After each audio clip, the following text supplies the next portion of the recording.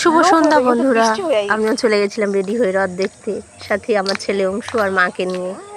প্রথম খুব ভালো লাগছিল, জানো ওয়েদারটা এত সুন্দর লাগছিল, কিন্তু হঠাৎ করেই না বৃষ্টি চলে আসলো আর পুরো জিনিসটাই চেঞ্জ করে দিল এখানকার।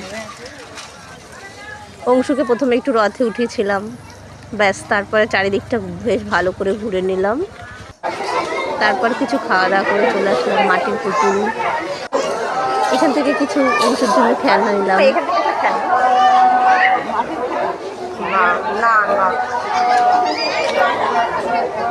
খুব সুন্দর সুন্দর পুতুল ছিল কিছু কিছু, জানো তো।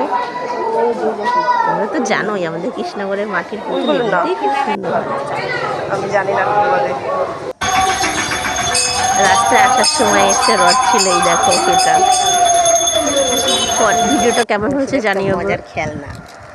তোমাদের সাথে আবার দেখা হবে নেক্সট ভিডিওতে। ততক্ষণ সুস্থ থেকো, ভালো থেকো, টাটা।